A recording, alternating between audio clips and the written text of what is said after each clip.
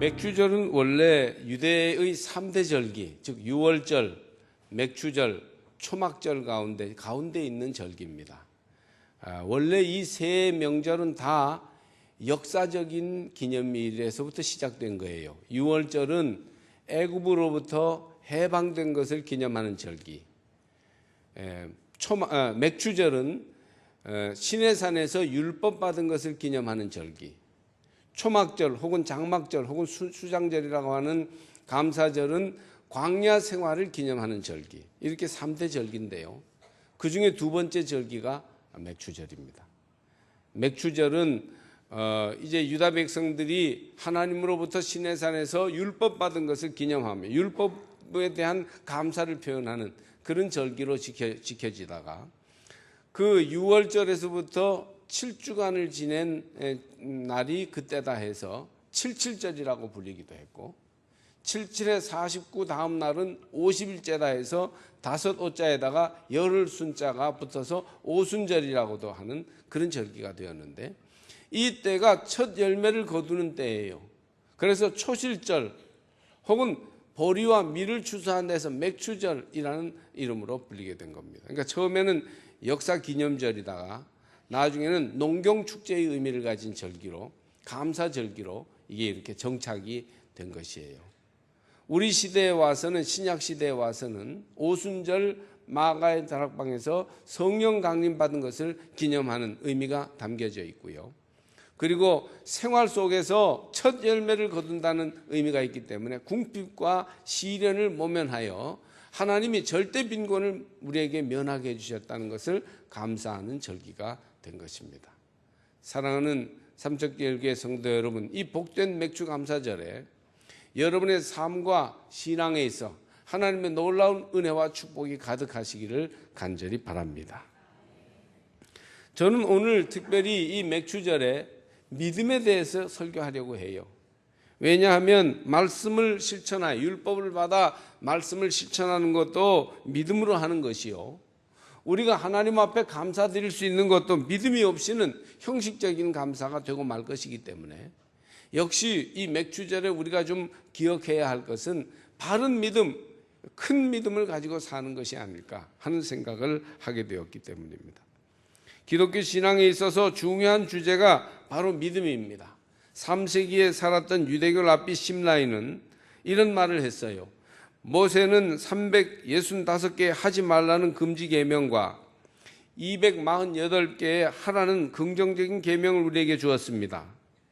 시편 15편에서 다윗은 이 많은 율례를 11개로 줄였습니다. 그리고 이사야 33장 14절에서 15절에 보면 이것을 6개로 만들었습니다. 그렇게 말했어요. 그런데 여러분, 여기에 그치지 않죠.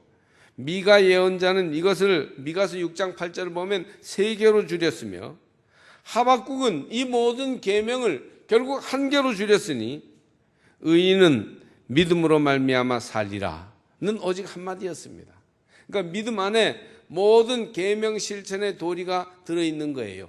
여러분, 믿음을 가지시길 바랍니다. 큰 믿음을 가지시기를 주의 이름으로 권면합니다. 그러면 우리가 모든 구약의 계명을 지키는 마음을 가지게 될 것입니다.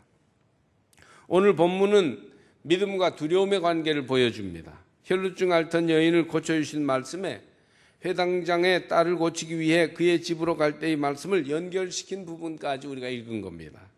회당장 야이로는 사랑하는 딸이 병들어 죽게 되었을 때 두려움이 그를 짓눌렀어요.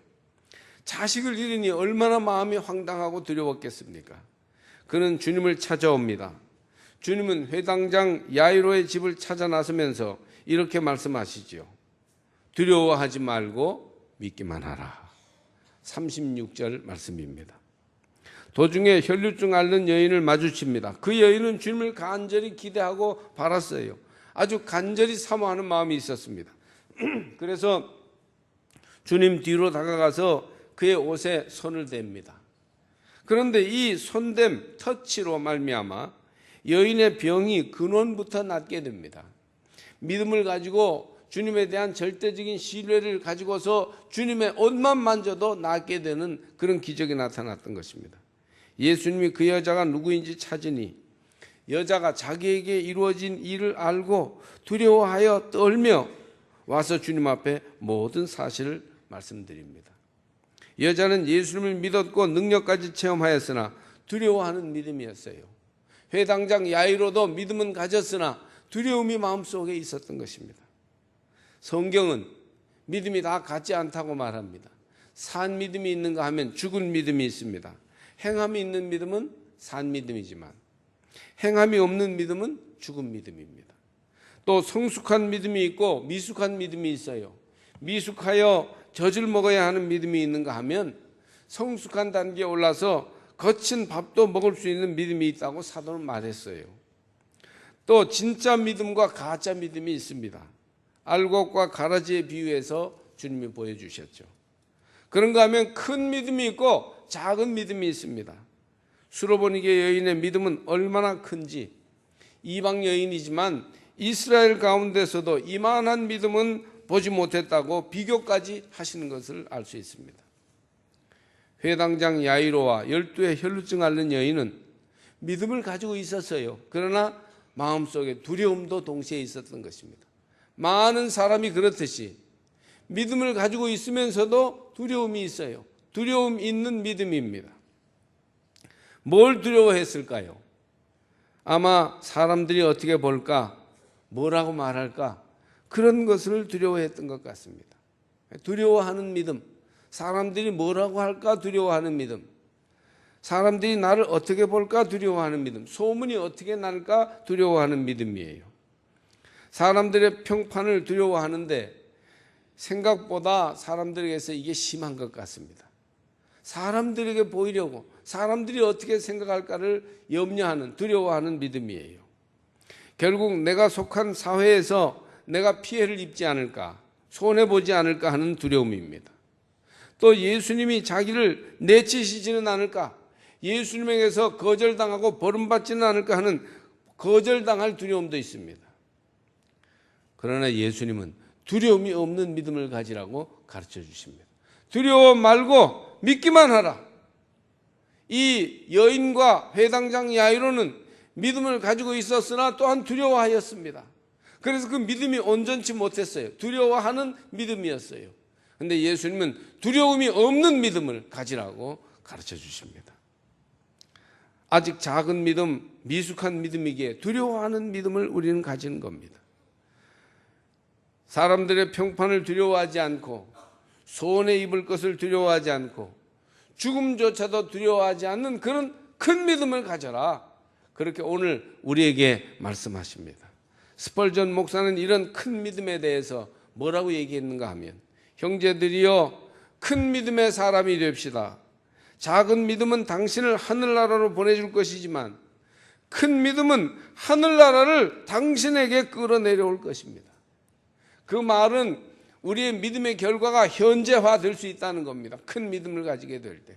두려워하고 사람들의 말과 평판과 소문을 항상 의식하는 그런 믿음은 겨우겨우 그저 구원은 받을 수 있지만, 그런 두려움을 넘어선 믿음은 하나님 나라가 지금 내게로 오는 역사가 나타나게 될 것이라는 것입니다. 큰 믿음에 대해서 철학자 키에르케고르는 작은 믿음은 시험을 거쳐야 큰 믿음이 된다고 했습니다. 작은 믿음을 시험되지 않은 믿음이라고, untested faith, 시험되지 않은 믿음이라고 합니다. 한 번은 아버지와 함께 수영장에 갔습니다. 그는 두 팔을 힘차게 내어저으면서 아빠 날 봐요 날 봐요 라고 외쳤습니다. 마치 헤엄을 잘 치는 것처럼. 그러나 사실은 한 발을 수영장 바닥에 붙이고 물에 떠 있는 척 하면서 아버지에게 보였던 것입니다. 아버지는 벌써 알고 있죠. 이렇게 발을 대고 있는 걸 알고 있습니다. 진짜 수영이 아니죠. 그건 가짜 수영. 엄밀하게 말하면 물속에서 그냥 노는 겁니다. 그는 묻기를, 나는 하나님을 믿는다, 나는 믿음이 있다고 말을 하지만 두려움을 가지고 한 발로 땅을 짚고 물에 떠 있는 척 하는 것이 아니냐 하였습니다. 그러니까 한 발로 땅에 짚고 헤엄치는 척하는 그런 믿음, 두려움을 아직도 떨치지 못하고 과감히 결단하지 못하는 믿음이에요. 큰 믿음으로 성장하려면 반드시 이 시험을 거쳐야 됩니다.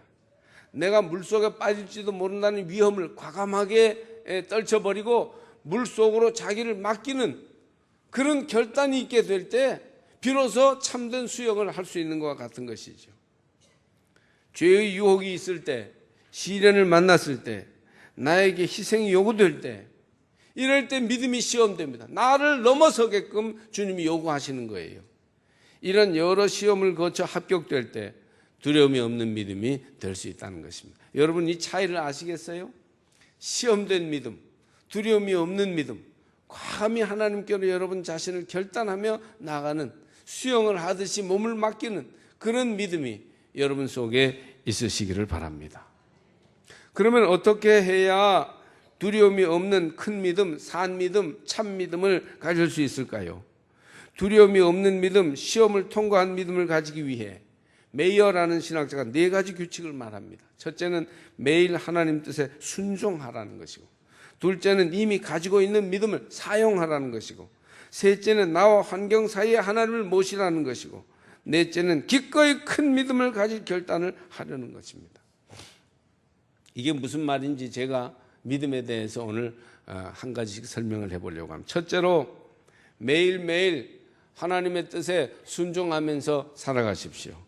그러면 믿음이 성장할 것입니다. 하나님께로 순종하며 나가는 거예요. 순종이라는 말은 나를 버리고 부르시는 하나님의 뜻을 따라 결단하며 나가는 것을 말합니다.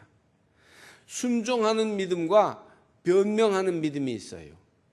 대부분 사람들은요, 순종하지 못하고 변명합니다. 그러니까 자기 발을 떼질 못하는 거예요. 발을 떼고 물속으로 하나님의 부르심을 따라 나가야 하는데 그게 안 되는 겁니다. 그러니 믿음이 성장이 안 되는 거예요. 순종하는 믿음은 조금씩 자기를 하나님께 맞추어가는 믿음입니다. 변명하는 믿음은 하나님을 자꾸 자기에게로 끌어내리려고 합니다. 그래서 결국 그것은 실패하게 되는 것이에요. 많은 사람은 자기 뜻을 꺾지 않기 위해 자기를 합리화하고 핑계를 대고 변명합니다. 작은 일에서부터 변명을 그치고 순종하시기를 바랍니다. 할 수 있는 것에서부터 먼저 순종하세요. 할 수 없는 큰 일을 처음에 순종하기 어려우면 할 수 있는 작은 일에서 순종을 시작하십시오. 그러면 큰 일, 할 수 없어 보이는 일까지 순종하는 믿음을 가지게 될 것입니다. 트루먼 대통령이 은퇴하고 미주리주의 고향 인디펜던스에 살았습니다. 그러니까 이제 많은 사람이 거기에 트루먼 기념 도서관을 세웠어요. 그래서 이제 전직 대통령인 트루먼도 보고 그 트루먼의 생가를 많은 사람들이 관광을 왔어요. 한 무리의 아이들이 지도교사와 함께 그날 와가지고 전직 대통령인 트루먼에게 접근했습니다. 그 중에 한 아이가 물었습니다. 대통령께서는 제 나이만 했을 때 굉장히 인기가 있고 반장이었겠네요. 그러자 트루먼이 정반대란다. 나는 눈이 나빠 안경이 없이는 맹인과 같은 신세였고 재주도 없고 운동도 못하고 누가 큰 소리만 질러도 바들바들 떠는 겁쟁이였단다. 너무 이 아이가 실망한 거예요. 의외의 대답을 들어서. 그러면 어떻게 대통령이 되었어요? 그러자 트루먼이 성경 말씀을 믿었지. 하나님이 함께 하시면 못할 일이 없다는 말씀 말이야. 그래서 나는 중단하거나 포기하지 않고 재간은 없지만 끝까지 순종했단다. 하나님이 내 등 뒤에 계시니까 말이야. 그렇게 대답했다는 말이 있습니다. 여러분, 하나님께 순종하면서 한 걸음 한 걸음 나가니까 우리의 인생의 키가 하나님 비스무리하게 커지는 거예요. 하나님을 자꾸 내게 끌어내리려고 합리화하고 변명하고 핑계하면 결국 우리의 믿음이 항상 그 자리에 머물러 있어서 전혀 전진하지 못하게 되는 것이에요. 여러분, 실제로 하나님께 순종하시길 바랍니다. 그러면 큰 믿음을 가지게 될 것입니다. 둘째로, 이미 자기가 가지고 있는 믿음을 사용하십시오. Use your faith. 당신의 믿음을 사용하라. 그런 얘기예요. 그러면 믿음이 성장할 것입니다. 우리는 믿음을 사용하지를 않아요. 믿음을 사장시키고 있어요. 결정적일 때 믿음을 감추고 있어요. 제자들이 바다에 풍랑이 일어나니까 그때 예수님이 그 배에 함께 계셨기 때문에 믿음을 사용했어야 되는데 믿음을 사용하지 않고 바가지를 사용했어요. 물 보내느라고. 예? 우리도 그렇게 신앙생활을 하는 분들이 많다고요. 지금 있는 믿음을 사용하시기 바랍니다. 처음부터 큰 믿음이 주어질 거라 생각하지 말고 먼저 이미 가지고 있는 자기 믿음을 사용하는 게 중요합니다. 부모님께 이어받았던 믿음이든지 초신자 때 배웠던 믿음이든지 내 마음속에 감동이 되는 그 어떤 믿음을 사용하시기를 바랍니다. 우리는 죽어 천국에 가는 믿음을 가지고 있을 뿐 아니라 이 땅에서도 하나님이 함께 하심을 믿습니다. 이러한 믿음을 상황에 따라 사용할 줄 아는 사람들이 되시기 바랍니다. 영국에서 미국으로 가는 여객선이 폭풍을 만나 침몰 위기에 처했습니다. 모든 사람의 얼굴이 새파랗게 질려서 공포에 떨고 있는데 한 할머니는요 조금도 두려워하지 않고 오히려 찬송을 부르는 겁니다.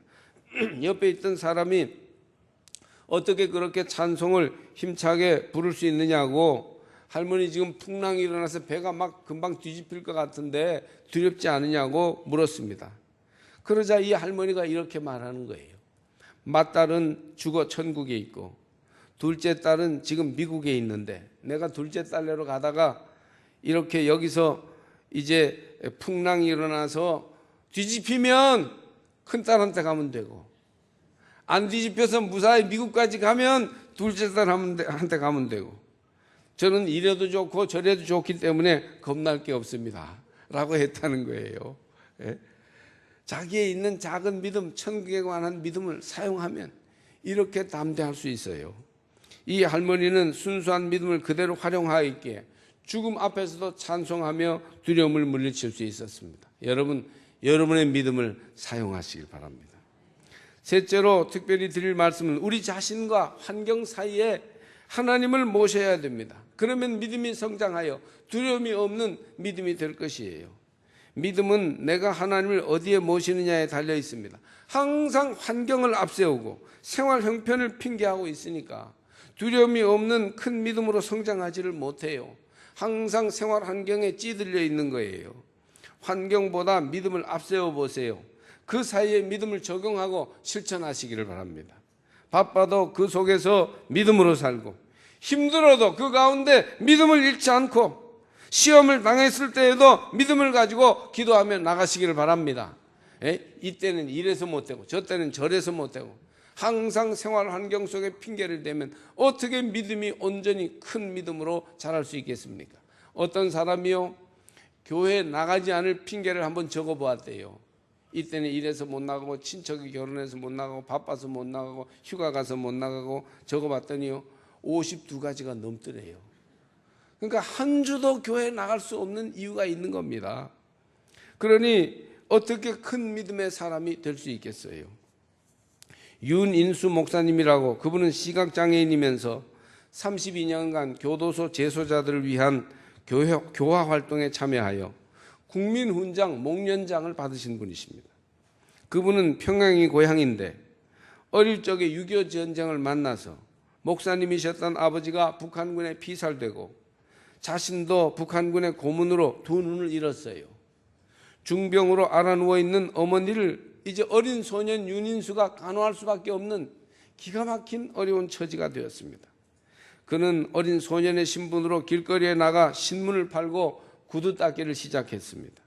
친구의 도움을 받긴 했지만 앞을 보지 못하는 그로서는 얼마나 힘든 일인지 몰라요. 매일매일 눈물의 세월이었어요. 어느 날 열심히 일을 해서 돈을 벌어 기뻐하며 집으로 돌아와 어머니에게 그 돈을 내놓았습니다. 돈을 받아둔 어머니는 너무 기뻐하며 인수의 등을 두들겨 주면서 참 잘했다, 수고했다. 그런데 11조를 떼야지. 그렇게 말했습니다. 어린 그였지만 버럭 화를 냈다고 합니다. 11조는 무슨 11조예요. 하나님이 우리한테 해준 게 뭐가 있단 말이에요. 내 눈은 멀게 했고 엄마는 병들게 했으며 아버지는 죽게 했고 공산당에게 재산도 다 빼앗기게 한 그런 하나님께 무슨 놈의 11조를 내라는 거예요. 라며 항변했답니다. 어쩌면 이 어린 소년 인수의 말이 다 옳은 얘기이죠. 그러자 병든 어머니는 어린 아들의 손을 꼭 쥔 다음에 이렇게 말했어요. 인수야, 고향 잃어버린 것도 한스럽고, 집 잃어버린 것도 원통하고, 건강 잃어버린 것도 서러운데 하나님까지 잃어버리고 믿음까지 잃어버리면 뭐가 남겠니? 아무리 어려워도 하나님 안에 있어야 한다. 어린 소녀는 아무리 어려워도 우리 안에 하나님이 계시게 해야 된다고, 우리가 하나님 안에 있어야 한다는 이 말에 큰 깨달음을 얻고 교훈을 받고, 그리고 어떤 환경에서도 하나님을 끝까지 믿고 끝까지 따라가서 결국 아버지를 이어 훌륭한 목회자가 되었다고 합니다. 장애를 가지고 있고 형편이 어려운 형편이 있지만 결코 자기 환경을 핑계하면서 거기에 머무르지 않고 환경을 뛰어넘는 믿음으로 인생을 아름답게 개척했다는 것이죠. 여러분, 환경과 나 사이에 믿음을 세우시기를 바랍니다. 그래서 믿음으로 자기 환경과 여러 형편을 극복하면서 살면 두려움이 없는 큰 믿음의 사람으로 인생을 세워갈 수 있을 줄 믿습니다. 끝으로 큰 믿음이라는 건 결국 자기 결단의 문제예요. 그래서 기꺼이 큰 믿음을 가지도록 하시기 바랍니다. 그러면 두려움이 사라집니다. 믿음은 스스로 결단하여 택하는 모험이에요. 내가 큰 믿음을 택하겠느냐 아니면 작은 믿음에 머무르겠느냐, 하나님은 우리가 스스로 선택하게 하십니다. 그리고 두려움이 없는 큰 믿음의 사람에게는 틀림없이 그 약속을 이행하시는 것입니다. 여러분, 결단하시고 실행하시기를 축복합니다. 미국의 저명한 작가인 카네기는 유명한 사람들을 많이 인터뷰하고 전기를 내었는데 그중에서 헨리 포드의 이야기가 많이 전해져 와요. 자동차왕 헨리 포드가 임종하기 몇 해 전에 이 카네기는 그와 회견을 했습니다. 인터뷰에 앞서 카네기는 오랫동안 세계 최대의 회사를 창립하여 경영하고 있는 그런 아주 역전 노장이니까 얼굴이 굉장히 세파에 찌들려 있고 아주 노련한 경험을 담고 있을 거라 생각했는데, 그런데 그 마음에 우수사례가 얼굴에 새겨져 있으려니 생각했는데 78세인 헨리 포드는 너무 동안이고 침착하고 온화한 그런 모습을 가지고 있더라는 거예요. 카네기가 깜짝 놀랐습니다. 그가 지금까지 이런 큰 사업을 하면서 세파에 찌들리고 두려움에 빠진 적이 없었느냐고 포드에게 물었을 때 포드는요, 이런 대답을 했다고 합니다. 없군요. 아무리 생각해봐도 없군요. 내가 믿건대 온갖 일은 하나님께서 지배하고 계십니다. 하나님께서 책임을 가져주시는 한 만사는 결국 최악의 상태가 되더라도 나는 믿는 겁니다. 그럴 바에야 두려워할 것이 뭐가 있겠습니까? 하나님이 어차피 주관하시고 내가 마음대로 할 수 있는 게 아닌데 믿음을 가지고 하나님을 신뢰하는 마당에 뭘 두려워할 게 있겠느냐? 그렇기 때문에 내가 그렇게 생각보다 두려워하지 않고 살아왔다, 그런 얘기입니다. 그렇습니다. 믿음은 어떠한 상황이든지 전부 다를 믿고 맡기는 것이어야 합니다. 두려움이 없는 믿음을 가지고 나가시기를 바랍니다. 나는 두려워하지 않겠다, 하나님만 신뢰하겠다, 그런 믿음이 이 맥주절에 여러분 인생 속에 회복되시기를 축복합니다. 지난 며칠 동안 목금토 사흘 동안 저는 신바람 낙도선교회를 갔어요. 우리 교회 집회 왔던 반장로님이 저를 막 꼬셨어요. 오세요, 편안하게 아주 잘 지내다 가시게 해드릴게요. 저는 그 말만 믿고요. 저희 집사람이 지금 다리가 아파서 쩔뚝쩔뚝 하는데도 저도 또 아내를 막 꼬셔가지고 가보자고, 굉장히 잘해줄 건가 보라고. 그래서 갔어요. 웬걸 가서 첫날 밤 자고 나서 둘째 날 새벽같이 나오래요. 나갔더니 배를 딱 태우더라고요. 조그마한 배를. 그리고는 섬들을 막 들이도는데 난 저희 집사람이 다리가 어떻게 잘못될까 봐 무척 걱정했어요. 그래서 여러 섬 낙도를 돌고 사람이 부자니까 목사님 막 그러고 쳐다보니까 저도 막 짐 들고 왔다 갔다 하고 막 비도 오락가락하고 그래서 식사도록 고생했어요. 그런데 제 마음속에요, 뭔지 모를 마음에 기쁨이 있는 거예요. 꽤 힘들었던 여정이었지만 바다와 싸우며 선교 현장에서 수고하는 선교 회원들의 큰 믿음을 제가 느낄 수가 있었습니다. 낙도 선교회 반봉혁 장로님의 경우 두려움 없는 믿음으로 밀어붙이는 분이셔요.